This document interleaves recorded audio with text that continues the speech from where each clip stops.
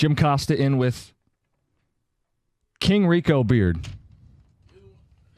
You're the one that gets the weird phone calls whenever you host a show with me. Your dad calls in.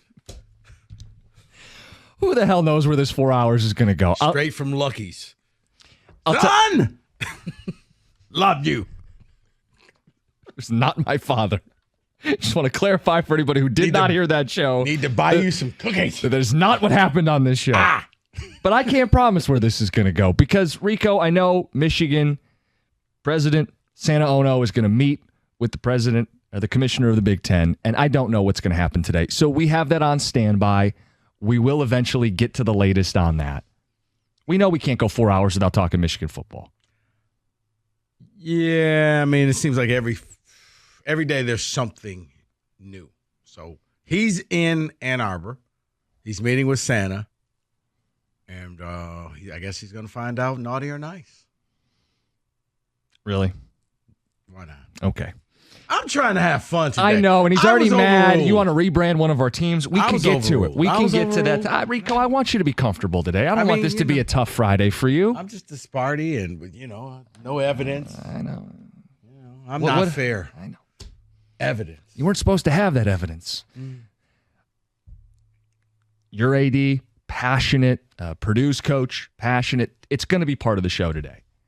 I've never been more proud than Allen in my life than when I saw that. Hypocrisy. Yes. That's my quarterback. And I know David has a football topic with the Lions at 3 o'clock, and it may be projecting. I think it might be a little bit of projecting. But, Rico, I want to start with the Pistons. And if this bombs, we got your prop bet casino later in the hour. I will personally apologize to you. But I think it's time to have a Jaden Ivey conversation. He's not starting. His minutes are down. He doesn't close games. When he does play, he's standing in the corner. Meanwhile, Cade drowning on offense, dribbling into the abyss with no one who can help him create a shot. And I wonder, why is Ivey in the doghouse? Is he still viewed as part of the core of this Pistons team? What's going on with Jaden Ivey? Rico, I got to watch him stand in the corner while Killian Hayes plays 30, damn near 40 minutes. And you want to tell me Ivey's not great on-ball defense? I think he was trying yesterday. I think there's effort there. And it's not like Killian gets benched when he can't shoot. It's not like Oscar Thompson, who starts 0 for 6, gets benched when he can't make a shot. Yet Jaden Ivey, I feel like, is either they're trying to prove a point, send some kind of message. But Rico, for a team that's drowning late game, they got a guy who can get instant offense and create his shot on a dime, and he's sitting there in a warm-up on the sideline. Yeah, honestly, I just don't feel like he's a major part of Monty's Pistons. He's not going to be a major cog, major piece in the wheel. He came out and said at the beginning of the season, hey, when I was back, with the OKC Thunder, James Harden came off the bench. So yeah, but he would close games. Right. No, but that was his soft way of peddling. He's not going to be playing. He's going to come off the bench. He's going to have to earn his time. I don't think he fits in what Monty Williams is doing right now. I know he was taking high, but remember, Monty wasn't the coach at the time. Right. So sometimes that happens. And right now, he looks like an outsider. He looks like he's just really fighting for a role on the team, not even in the starting lineup. Dude, you just got to find a spot on the team that you don't become that trade asset later down the line. Because, no, he really doesn't bring much. Top 5 pick, and we're questioning if he's even part of the core right now. Maybe it's too early for some of you. Maybe you're not even paying attention. It's the Pistons. They're bad. I understand it. But I think we were all excited on draft night when they landed Jaden Ivey. And I thought there were moments in his rookie season where you said, this guy can play. This guy's part of this. He's part of a big 3 or a 4 or whatever you're calling this core of Pistons players. Yet at this point in the season, he's being treated like an afterthought. They're playing Sasser down the stretch. His defense playing well. But it feels like Ivey is the odd man out in every situation. We need shooting. It's not Ivey. We need a ball handler. It's not Ivey. We need someone to defend. It's not Ivey. Like, when does he get a shot with this team? What does he have to do? I question it because it's not like this team's a well-oiled machine and he's just got to wait his turn. See, this is a bad team, and he's not playing? See, I look at it like this. He's not, but I think he may be a casualty of what I'm really seeing from the Pistons. And what I'm seeing from the Pistons is, no, Ivy's not in the lineup in key times. I still like what Monty Williams is doing with this team. Guess what? They're fun. They're fun to watch. Now they turn the ball over way too much, but they have exceeded my expectations already in the 4 or 5 games that they played. Like, this thing may actually work. So it's one of those, I'm going to trust the process. It may be that Jaden Ivey is not a part of the process, but bigger picture, this thing is, you're still players away.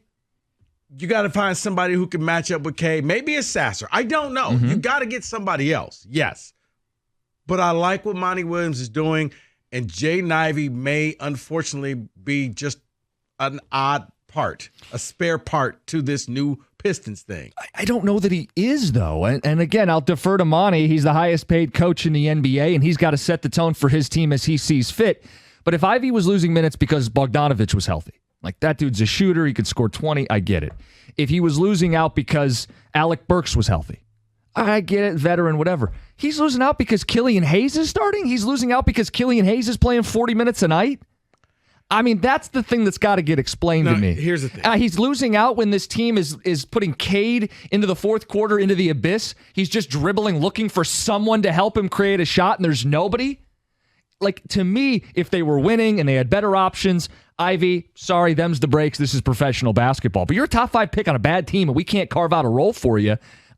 I feel like Monty's got some splaining to do. I don't even think he mentioned him in the postgame yesterday. 248-539-9797.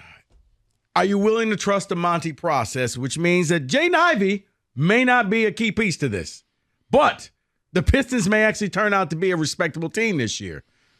It's just that simple. Do you want to trust the process, or do you feel like Monty is screwing this thing up and Jaden Ivey needs to be in the game? Yes, he's screwing it up. Yes, he's screwing it up. I attended the game on Wednesday, and all I saw was punishment for Jaden every time he did even just a little wrong. But yet, in key moments down in that game, when the Portland Trailblazers are coming back in the third quarter, Killian Hayes, a few turnovers, bad. It looked horrible. Nothing said to him. He stays on the court. Same thing in the fourth quarter for Killian Hayes. He makes mistakes in the fourth quarter. They're now losing. No big deal. Let's put Killian back in the game and take Jaden out the minute he makes a mistake. It's a problem, and I just want Coach to be fair. If you're going to punish Jaden Ivey for doing things that you don't like, well, then when others do it, also punish them. Say something to them. Bench them. The Pistons blew an 18-point lead against the Blazers, and then the very next night lost to the C squad of the Pelicans. It's not like they're humming along and Jaden's just got to get with it. They're blowing it. They're losing. He's not the only guy who needs to get better, yet he's the only one treated this way. So I don't know what I don't want to say there's a vendetta, but I don't know what the deal is here where he's been pushed to Siberia, exiled away from key minutes, both starting and finishing games. And even when he does play, it's not like they say, hey, go run the show like Harden when he was the sixth man with OKC. They'd bring him in off the bench and run the offense through him. They're not doing that for Jaden Ivey. So I get it, guys. It's Pistons basketball. But the Lions have a bye, and we'll get to them at 3. Michigan has been talked to death this week. We know we got to get back to it, and we will as stuff breaks. But I just wanted to know if there was an Ivy conversation worth having, and if anybody else is seeing this and getting concerned that maybe he's not part of the future in the way we previously thought, not part of the core. And guys, I see it. I understand your frustration, but I guess I have seen what Monty Williams has done, what he did with the Phoenix Suns. I'm not going to question this man. If Jaden's not going to be a part of this, there may be a reason for that. Maybe it's a my way or the highway, and I got to break you. You know what? You're in your second year, but to me, you're still a rookie. But I'm good with that. Now, the Killian Hayes thing, I told you. I never would have drafted him in the first place. Okay? From day one, I was just like, dear God, please don't take this guy. He's shown me nothing, and he continues to show me nothing. But you know what?